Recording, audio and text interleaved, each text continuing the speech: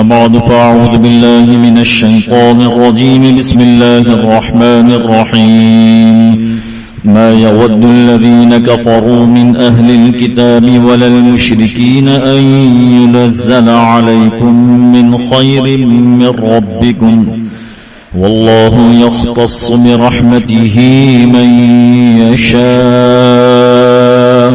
والله ذو الفضل العظيم ما ننسخ من آية أو ننسها نأت بخير منها أو مثلها ألم تعلم أن الله على كل شيء قدير ألم تعلم أن الله له ملك السماوات والأرض وما لكم من دون الله من ولي ولا نصير أم تريدون أن تسألوا رسولكم كما سئل موسى من قبل ومن يتبدل الكفر بالإيمان فقد ضل سواء السبيل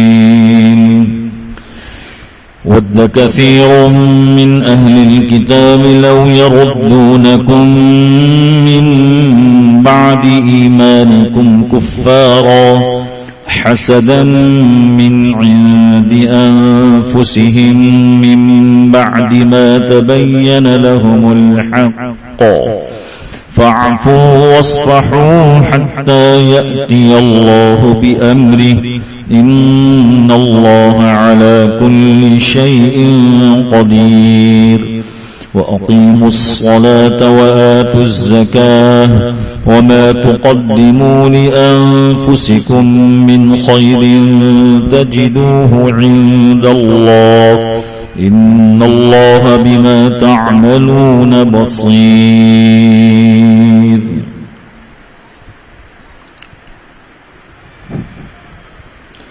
یہ قرآن کریم کا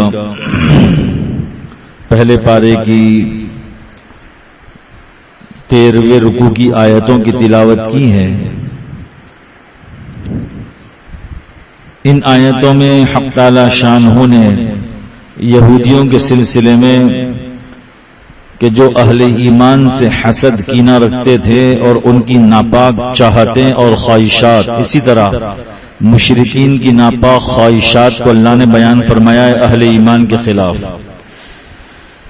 فرمایا ما یود الذین کفروا من اہل الکتاب ولا المشرکین، اہل کتاب کفار میں سے اور مشرکین یہ چاہتے ہی نہیں ہیں ان ینزل علیکم من خیر من ربکم کہ تمہارے اوپر تمہارے رب کی طرف سے کوئی بھلائی یا کوئی بھلائی والی آیتیں نازل ہوں، لیکن واللہ یختص برحمتہ من یشاء، حق تعالی شانہ اپنے رحمت کے ذریعے سے اپنے بندوں میں سے جس کے لیے چاہتا ہے رحمت اتارتا ہے.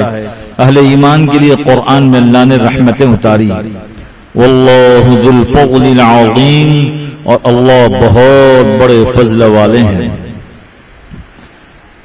ما ننسخ من آیت او ننسها نأتی بخیر منها او مثلها، جو حکم کے جو آیت کے ہم ختم کر دیتے ہیں، منسوخ کر دیتے ہیں، او ننسها یا ہم بھلا دیتے ہیں، نأتی بخیر منها او مثلها ہم لے آتے ہیں اس سے بہتر کوئی آیت یا اس سے بہتر کوئی حکم لے آتے ہیں. الم تعلم، کیا آپ کو پتا نہیں کہ ان اللہ علی کل شیء قدیر، اللہ ہر چیز پر قادر ہے. الم تعلم، کیا آپ کو پتا نہیں ان اللہ لہ ملک السماوات والارض، جو کچھ آسمان و زمین ہے یہ سب کی بادشاہت اللہ ہی کے لیے خاص ہے. وما لکم من دون اللہ من ولی ولا نصیر، اور تمہارے لیے اللہ کے علاوہ کوئی ولی اور کوئی مددگار بھی نہیں ہو سکتا. کیا تم یہ چاہتے ہو ام تریدون ان تسألوا رسولکم کہ تم بھی اپنے رسول سے ایسے ایسے سوالات کرو کما سئل موسیٰ من قبل، جس طریقے سے موسیٰ علیہ السلام سے سوال کیے گئے آپ سے پہلے، یعنی یہودی سوال کرتے تھے. وَمَن يَتَبَدَّلِ الْكُفْرَ بِالْإِيمَانِ، اور جو شخص کے کفر کو بدل دے ایمان کی بہترین نعمت کے ذریعے سے، یعنی کفر خرید لے ایمان کی نعمت عظما کو بیچ کر، فقد ضل سواء السبیل، بہت دور کی گمراہی میں جا پڑا. یہ اہل کتاب تو یہ چاہتے ہیں، بہت سارے اہل کتاب، ود کثیر من اہل الکتاب، اہل کتاب میں سے بہت سارے یہ چاہتے ہیں، لو یردونکم من بعد ایمانکم کفارا، کہ تمہارے ایمان لانے کے بعد تم کفر کی طرف لوٹ جاؤ. اور آج تک یہ چاہتے ہیں، یہود بھی، نصارہ بھی، مشرکین بھی، بدھسٹ بھی، سب یہ چاہتے ہیں کہ یہ ہمارے مذہب پر آ جائیں، اسلام اور قرآن کو چھوڑ دیں. یہ کیوں؟ حسدا من عند انفسہم، اپنی طرف سے ایک حسد ہے، ایک کینہ ہے، ایک بغض ہے، عناد ہے. من بعد ما تبین لهم الحق، بعد اس کے کہ ان کے سامنے حق کھلم کھلا ظاہر ہو چکا کہ اسلام برحق مذہب ہے. لیکن فی الحال ان کی چاہت پر انہیں رہنے دو، یہودیوں کو خاص طور پر، اور ابھی مکی زندگی ہے. فاعفو، اب درگزر کرو، واصفحو، ان کو معاف کر دیا کرو. حتی یأتی اللہ بامری، یہاں تک کہ اللہ کا حکم آ جائے گا. اللہ تعالی ہر چیز پر قادر ہے. پھر اللہ کا حکم آیا اور یہودیوں کو مارنے کا حکم دیا. بنو نغیر ان کو جلا وطن کیا، وہاں سے نکال کر کے انہیں خیبر بھیج دیا. پھر حضرت عمر رضی اللہ تعالیٰ عنہ نے وہاں سے نکال کر کے آگے بھیجا. یہ ہوتے ہوتے یہ فلسطین پہنچے. اور بنو قریظہ کو رسول اللہ صلی اللہ علیہ وسلم نے سورہ حشر 28ویں پارے میں تفصیل سے موجود ہے. اللہ کے نبی صلی اللہ علیہ وسلم نے اللہ کے قرآن کے حکم پر کہا، ان کے باغات جلاؤ اور ان کو قتل کرو. وَأَقِيمُوا الصَّلَاةَ وَآتُوا الزَّكَاةَ، جب تک کہ اللہ کا حکم جہاد کا نہیں آتا تم نماز قائم کرتے رہو، زکوٰۃ ادا کرتے رہو. وَمَا تُقَدِّمُوا لِأَنفُسِكُمْ، جو کچھ تم نے اپنے لیے آگے بھیجا، نیکیاں، بھلائیاں، تجدوہ عند اللہ، اللہ کے پاس اس کو پاؤ گے آخرت میں. بے شک اللہ جو کچھ تم عمل کرتے ہو اس کو دیکھ رہا ہے. یہ چند آیتیں ہیں، 105 سے 110 تک کی آیتیں. میں نے ابھی تلاوت کی کل 6 آیتیں ہیں اور اس کا ترجمہ کیا.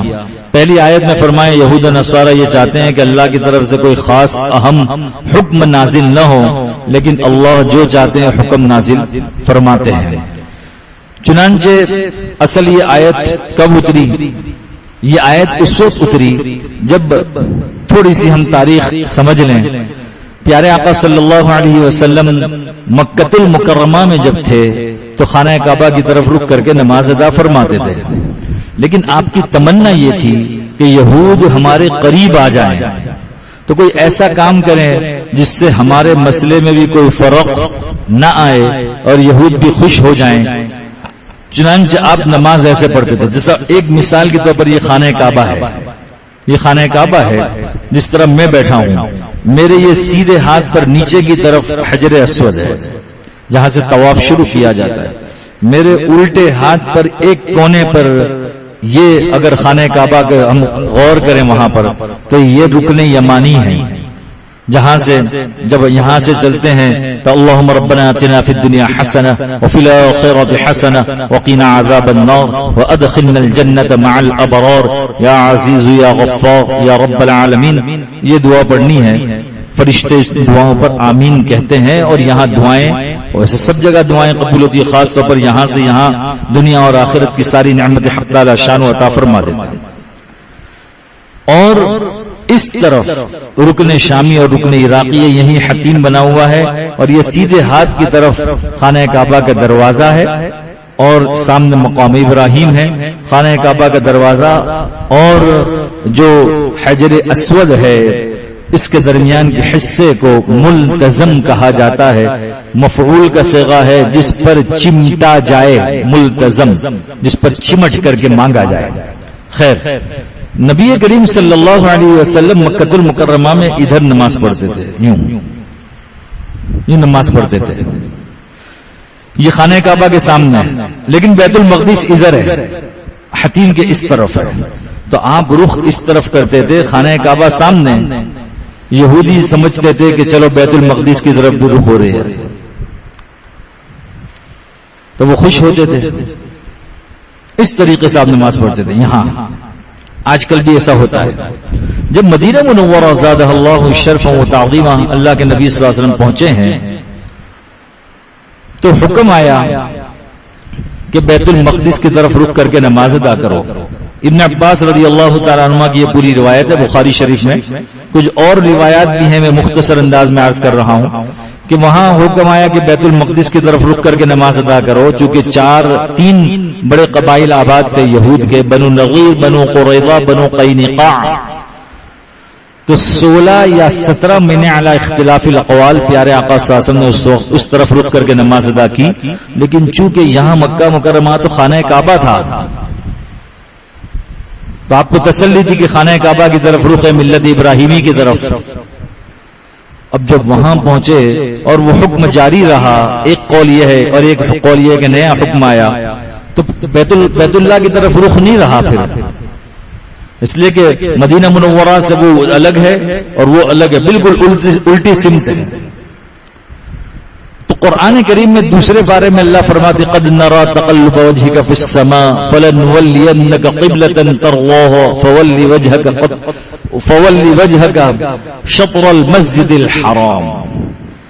آپ بار بار آسمان کی طرف وحی کے انتظار میں دیکھتے تھے کہ اللہ کا حکم کب آ جائے کہ بیت اللہ کی طرف پھر دوبارہ حکم آ جائے میں رخ کر کے نماز ادا کروں.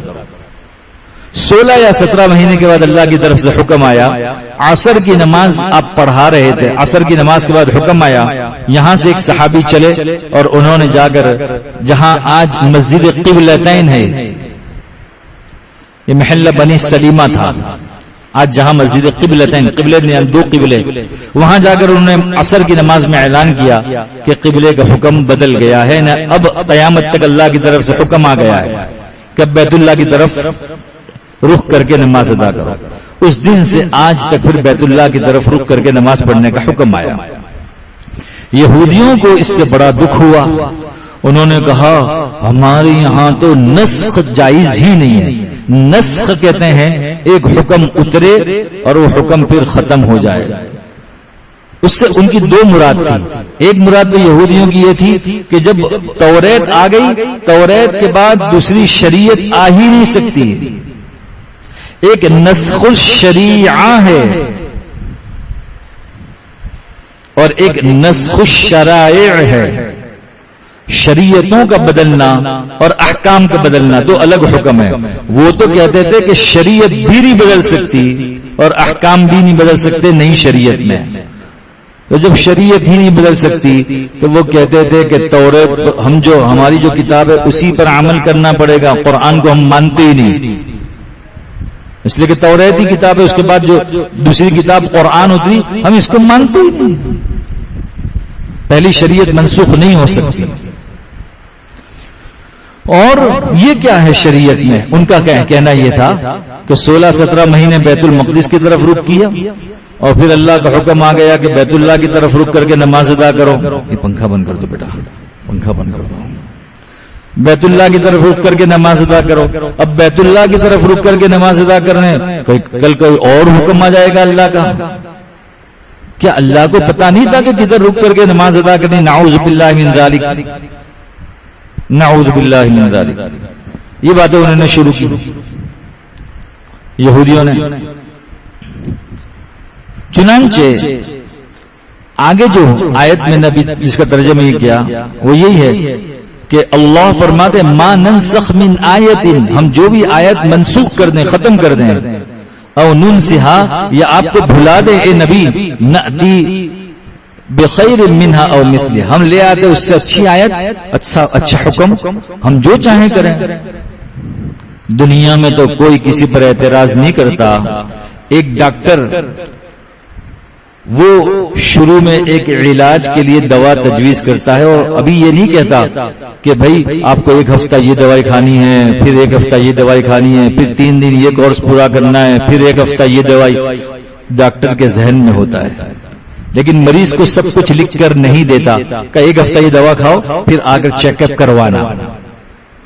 وہاں تو ڈاکٹر کو خیر خواہ سمجھتے ہیں ہم پھر ایک ہفتے کے بعد ڈاکٹر کہتا ہے اب وہ پرانی دوا جو ہم نے دی نے وہ ختم، وہ کورس ختم، اس کو ہاتھ نہیں لگانا اب دوائی کو، اب یہ نیا کورس ہم دے رہے ہیں، یہ نئی دوا شروع کرنی ہے اور اس کو ایک ہفتے چلانی ہے۔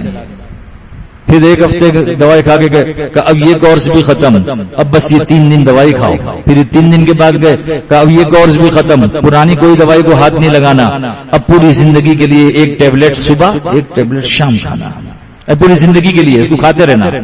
وہ تو ڈاکٹر کو تو ہم کوئی اعتراض نہیں کرتے، کہتے خیر خواہ ہی ہمارا۔ یہ بھی اعتراض نہیں کرتے کہ ڈاکٹر صاحب پہلے ہی لکھ کے دے دیتے نا، سب پورا چارٹ بنا کر دے دیتے، پہلے ہی لکھ کے۔ ڈاکٹر کہتا اگر پہلے لکھ کے دے دیتا تو کبھی یہ دوا کھا لیتے کبھی وہ دوا کھا لیتے، خلط ملط ہو جاتا۔ حق تعالی شانہ کے علم میں سب کچھ تھا کہ اتنے وقت تک مجھے یہ حکم دینا ہے، اس کے بعد یہ حکم دینا ہے، جو کچھ اللہ چاہیں کرے۔ یہ تو ہو گئی یہودیوں کی بات۔ اب ایک اہم مسئلہ جو میں مختصر عرض کر دوں، تفصیل بہت لمبی ہے لیکن وہ مدارس عربیہ میں طلباء کے سامنے پڑھایا جاتا ہے، میں اس کو مختصر کر کے اس کو سمیٹ کر کے، چونکہ قرآن کی تفسیر ہے اس کو ہر حال میں سمجھنا اور سمجھانا ضروری ہے کہ کیا قرآن کریم میں آیتیں ہیں ایسی، احکامات ایسے ہیں جو اترے اور پھر ختم ہو گئے؟ ہاں ہے۔ متقدمین جو پہلے علماء ہیں انہوں نے تو 500 تک کی آیتیں بیان کی ہے، لیکن متاخرین میں سے علامہ سیوطی علیہ الرحمہ انہوں نے تفسیر میں لکھا ہے کہ 20 آیتیں قرآن کریم میں ایسی ہے جس کا حکم اترا اور پھر ختم ہو گیا۔ اتارنے والے بھی اللہ، ختم کرنے والے بھی اللہ، لیکن حکم بعض وہ ہیں کہ جو بالکل ختم ہو گئے، بعض وہ ہیں کہ اس حکم کی جگہ پر دوسرا حکم اللہ نے عطا فرمایا۔ او ننسہا کا مطلب اللہ حکم بھلا دیں، اللہ جو چاہیں چلے بھلا دیں۔ ایک مثال دے رہا ہوں میں مختصر، سورہ نور کی ایک آیت 18ویں پارے میں ایک آیت اتری، اس آیت کا حکم باقی ہے، آیت ختم ہو گئی۔ اب پورے قرآن میں کوئی تلاش کر کے دکھائے اور کوئی قرآن سمجھ کے پڑھے تو درست بھی نہیں ہے، اس لیے کہ قرآن ہے ہی نہیں، وہ حکم باقی ہے۔ کیا آیت تھی؟ الشیخ والشیخوخۃ اذا زنیا فرجموہما نکالا من اللہ واللہ عزیز حکیم۔ یہ آیت اتری سورہ نور کے اندر 18ویں پارے میں، اللہ نے اتاری۔ پھر اللہ نے کہا اس کا حکم ہم باقی رکھتے ہیں اور آیت ہم اٹھا لیتے ہیں۔ کیوں ایسا کیا اللہ نے؟ اللہ اللہ ہے جو چاہیں کرے، ہمیں کیا اعتراض ہے؟ اس کا ترجمہ کیا تھا؟ شادی شدہ مرد اور عورت آپس میں زنا کریں، گواہ مل جائے تو دونوں کو سنگسار کرو، آدھے زمین میں اتارو، پتھر مار مار کے ختم کر دو۔ یہ حدیث میں حکم باقی ہے، قرآن میں حکم ختم کر دی، آیت ختم کر دی، حکم آج بھی باقی ہے، قیامت تک باقی رہے گا۔ اور بغیر شادی شدہ ہو، دونوں کی شادی نہیں ہوئی تو قرآن میں اس کا حکم الگ ہے کہ فجلدوہم 80 فجلدوہم 100 جلدہ، 100 کوڑے مارو ان کو۔ وَلْيَشْهَدْ عَذَابَهُمَا طَائِفَةٌ مِّنَ الْمُؤْمِنِينَ وَلَا تَأْخُذْكُمْ بِهِمَا رَأْفَةٌ فِي دِينِ اللَّهِ۔ اللہ کے دین کا یہ حکم ہے اور اس حکم کو پورا کرنے میں آپ کے دل میں رحم نہیں آنا چاہیے۔ قرآن میں اللہ فرماتے ہیں جب اس نے زنا کیا ہے، کسی نہ کسی کی بچی ہے، کسی نہ کسی کی، ابھی کل پرسوں کے واقعات ہیں، آج کل بہت چل رہا ہے، اگر یہ حکم جاری ہو جائے خدا پاک کی قسم پورا امن و امان قائم ہو جائے۔ جس کو جی چاہے اٹھائیں، اغوا کریں، اس سے زیادتی کریں۔ یہ بیرونی ملک والے چلاتے ہیں کہ دیکھو ان کے اسلام میں کتنی سختی ہے۔ اللہ فرماتے ہیں وَلَا تَأْخُذْكُمْ بِهِمَا رَأْفَةٌ فِي دِينِ اللَّهِ۔ اللہ کے دین میں یہ حکم کے پورا کرنے میں آپ کے دل کے اندر رحم نہیں آنا چاہیے، دل میں رحم نہیں آنا چاہیے، اللہ فرماتے ہیں۔ ایک صرف اتنا ہی نہیں، قرآن کہتا ہے وَلْيَشْهَدْ عَذَابَهُمَا طَائِفَةٌ مِّنَ الْمُؤْمِنِينَ، اور چاہیے کہ ایمان والوں کی ایک بہت بڑی جماعت کو جمع کریں کہ چلو میدان میں آ جاؤ، فلاں میدان میں آج جو ہے 100 کوڑے مارے جائیں گے فلاں کو۔ یہ قرآن کا حکم ہے اس شخص کی برائی دل میں نہ آئے، اس فعل کی برائی دل میں آئے کہ کتنا گندا کام کیا انہوں نے. ایک جماعت کو جمع کرو جو سب دیکھ رہے ہوں اور ان کے سامنے حد جاری کرو. تو شادی شدہ جو ہیں ان کو سنسار پتھر مار مار کے ختم کرو جہاں بھی پتھر لگتا ہو. اور قرآن کہتا ہے اس پر رحم نہیں آنا چاہیے، اور وہ شخص کی برائی دل میں نہ آئے، اس عمل کی برائی دل میں آئے.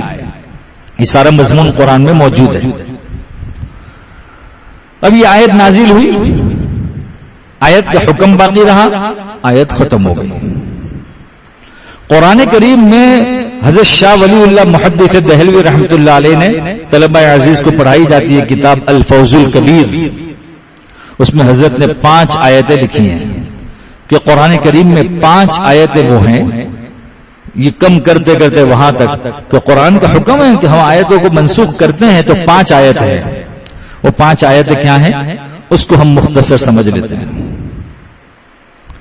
قرآن کریم میں 5 آیت ہیں.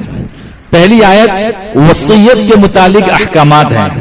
قرآن کریم میں حق تعالی شانہ نے پہلے وصیت کے متعلق احکام جاری کیے کہ جو شخص کے انتقال کے قریب ہو، زندگی میں بھی اپنے بیوی اور اپنے والدین کے لیے وصیت کر جائے. کس کے لیے؟ اپنی بیوی اور اپنے والدین کے لیے، کہ سب کچھ کہہ سکتا ہے میں سب کچھ بیوی کو دو. وصیت ایک ثلث میں سے نافذ ہوتی ہے، 33.33 میں سے. لیکن یوصیکم اللہ فی اولادکم للذکر مثل حظ الانثیین، جب یہ رکوع نازل ہوا اس میں پورے میراث کے احکامات ہیں. اب پورے میراث کے احکامات اتار دیے. ذوی الفروع کہ بھئی کس کو کتنے حصے ملیں گے. اگر شوہر کا انتقال ہے بیوی کو کتنے، ایک بیوی ہے تو کتنے، 2 بیوی ہے تو کتنی، 3 ہے تو کتنی، 4 ہے تو کتنی، جتنی بھی بیویاں ہوں. اگر اولاد ہے تو 12.5 میں سے یعنی ثمن. یہ لفظ قرآن میں اسی یوصیکم اللہ کے اندر 8واں حصہ کا 100% میں سے 12.5% بنیں گے. 100 روپے ہیں تو 12.5 روپے. ایک بیوی ہے تو 2 ہو تو 12.5. اب ان کے 6.25 ہو جائیں گے. اور 4 ہوں تو پھر اس میں سے بھی کٹ ہوں گے. 12.5 میں سے 4 کو ملیں گے.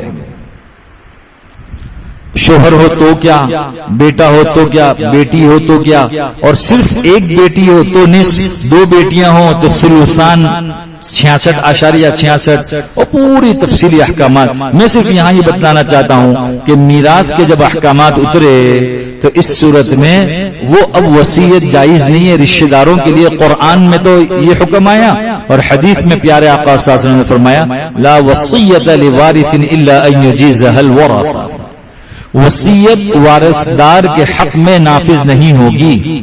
اب کوئی شخص چاہے کہ میرے ایک بیٹے کو کچھ زیادہ لکھ کے دوں، جائز نہیں ہے. اس لیے کہ اس کا حکم تو قرآن نے بیان کیا یوصیکم اللہ میں، اس کو تو ملنا ہی ہے. الگ سے کیوں دے رہے ہو، حق مار رہے ہو دوسروں کا. اب کسی کو لکھ کے نہیں دے سکتے. ہاں باہر کے آدمی کو لکھو، اپنے پوتے کو لکھو، اپنے نواسے کو لکھو، اپنی بہو کو لکھو، اپنے بھائی کے لیے لکھ دو وغیرہ وغیرہ. بھائی کو بھی اس وقت جب کہ بھائی کو میراث میں سے حصہ نہ ملتا ہو. ایسے بھی مسائل اس میں بھائی کو ملتا ہے. خیر، تو ایک تو یہ آیت ہوئی. دوسری آیت قرآن کریم میں جب کسی کے شوہر کا انتقال ہو جاتا تو قرآن کریم میں بعد میں اب یہ آیت بعد میں ہے سورہ بقرہ میں والذین یتوفون منکم ویذرون ازواجا وصیۃ لازواجہم متاعا الی الحول غیر اخراج. اس آیت میں یہ آیت پہلے اتری تھی جو اب پڑھنے میں بعد میں ہے.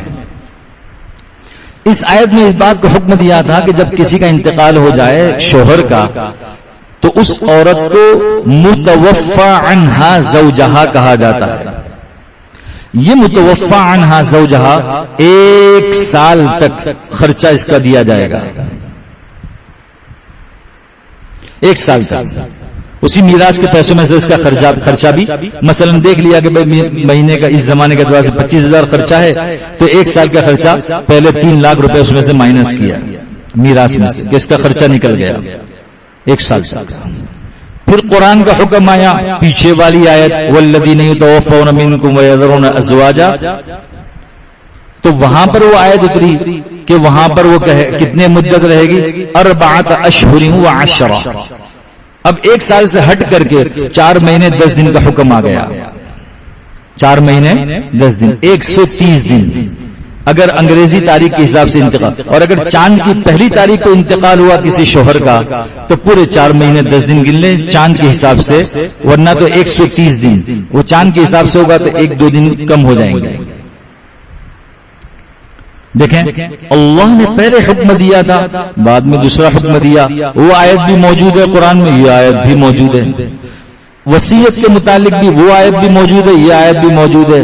اللہ نے آیت باقی رکھی، حکم ختم کر دیا۔ قرآن کریم میں استئذان کا حکم ہے، یا ایھا الذین آمنوا لیستأذنکم الذین ملکت ایمانکم والذین لم یبلغوا الحلم منکم 3 مرات۔ 3 وقت اپنے باندی غلام کو بھی اجازت نہیں ہے، اور بیٹے کو بھی اجازت نہیں ہے کہ اپنے والدین کے دروازے میں بغیر اجازت کے گھس جائے۔ قرآن کا حکم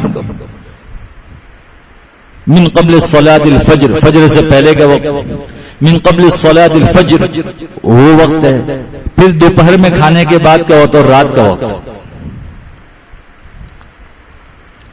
کہ اس وقت قرآن کہتا ہے کہ والدہ بھی ہو نا یا والد بھی ہوں تو اپنے ضروری کپڑوں کے علاوہ، مثلا ماں ہے تو اوپر سے دوپٹہ ہٹا لیا ہے، گرمی کی وجہ سے تھوڑا سا گریبان کھول لیا ہے، چونکہ صرف شوہر ہے کمرے میں، جائز ہے، اور اچانک کوئی جائے گا تو اچھا نہیں ہے، قرآن نے حکم دیا۔ پھر وہ آیت حضرت شاہ صاحب رحمۃ اللہ علیہ فرماتے حکم ختم ہوئی، اور یہ کہ اس کے اندر کچھ جھول آ گیا کہ بھائی اب کچھ گنجائش ہے اور وقت میں کمی آ گئی۔ قرآن کریم میں سورہ مجادلہ کے اندر ایک آیت ہے، یا ایھا الذین آمنوا اذا ناجیتم الرسول فقدموا بین یدی نجواکم الصدقہ۔ اے ایمان والو، جب نبی سے سرگوشی کرنی ہو، نبی سے سرگوشی کرنی ہو تو پھر کچھ ہدیہ دو۔ مسئلہ یہ ہے کہ سرکار دو عالم صلی اللہ علیہ وسلم جب اپنے حجرے مبارک سے نکلتے یا نماز کے بعد باہر جاتے اپنے کمرے کی طرف، تو حضرات صحابہ اکرام کھڑے ہوتے، حضرت جی یہ مسئلہ بتلا دیں، حضرت جی یہ مسئلہ بتلا دیں، یہ مشورہ دے دیں۔ تو بعض مطلب اللہ کے نبی صلی اللہ علیہ وسلم ضروری کام سے جاتے ہوتے تو اللہ کے نبی صلی اللہ علیہ وسلم فرماتے میں نے ایک وقت مخصوص رکھا ہے، اس وقت آ کر پوچھ لو، میرے کو بھی کام پر جانا ہے۔ تو قرآن نے صحابہ کی تربیت کی نسبت پر یہ حکم نازل کیا کہ اب جب بھی مسئلہ پوچھنا ہو تو پہلے کچھ ہدیہ پیش کرو پھر مسئلہ پوچھو۔ سب سے پہلے حضرت علی رضی اللہ تعالیٰ عنہ کو ضرورت پیش آئی، حضرت علی رضی اللہ تعالیٰ عنہ پہنچے کہ حضرت ایک مشورہ کرنا ہے، تو اللہ کے نبی صلی اللہ علیہ وسلم نے فرمایا قرآن اتر گیا ہے، پہلے ہدیہ دو۔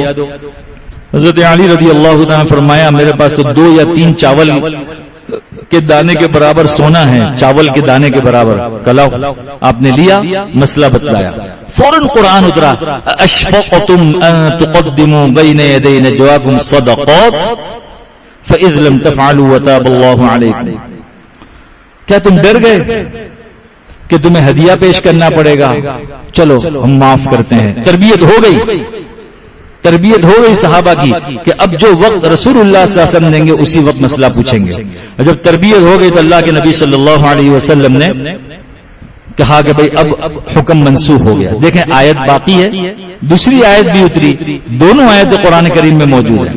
5واں 10ویں پارے میں حکم ہے یا ایھا النبی حرض المؤمنین علی القتال ان یکن منکم 20 صابرون یغلبوا 200۔ یہاں ایک ایمان والا ایک کافر جو ہے اس کے متعلق میں فرمایا ایمان والے کی طاقت کتنی ہے؟ ایمان والوں کو جھکنا جائز نہیں ہے جب تک کہ ایک ایمان والے کے مقابلے میں 10 کافر ہوں، جائز نہیں ہے، جائز نہیں۔ پہلے یہ آیت اتری کہ اگر 10 کافر ہو لڑ مرو، پیچھے نہیں ہٹنا۔ پھر قرآن اترا فوراً الآن خفف اللہ عنکم وعلم ان فیکم ضعفا۔ اب اللہ کو پتا چل گیا کہ تمہارے اندر کمزوری آ گئی ہے۔ الآن خفف اللہ عنکم، اللہ نے ہلکا کر دیا حکم بھی۔ وعلم ان فیکم ضعفا فان یکن منکم 100 صابرۃ یغلبوا 200۔ تو اب سن لو، اگر تم 100 ہو اور کافر 200 ہو تو پھر مقابلہ ابھی بھی کرنا ہے. 200 سے بڑھ جائے یعنی ایک ایمان والا 2 کافروں پر بھاری پڑے گا. پہلے 10 پر بھاری پڑتا تھا، اب حکم آیا 2 پر بھاری. دونوں آیتیں بھی موجود ہیں، دونوں حکم بھی موجود ہیں. میں یہ عرض کر رہا تھا، وقت زیادہ ہو رہا ہے، میں یہ عرض کر رہا تھا کہ دیکھیں قرآن کریم کی یہ خوبصورتی ہے. اللہ جو چاہیں، جب چاہیں، جس انداز سے چاہیں اور جتنا چاہیں حکم نازل کریں اور جو چاہیں جس انداز سے چاہیں حکم میں کٹوتی کریں. اللہ کو اختیار ہے، قرآن بھی اللہ کا، حکم بھی اللہ کا، ہم بھی اللہ کے، حکم بھی چلتا ہے اللہ کا. لا تبدیل لکلمات اللہ ان الحکم الا للہ. بقیہ درس انشاءاللہ بعد میں ہوگا. اللہ ہم سب کو قرآن فہمی نصیب فرما دے.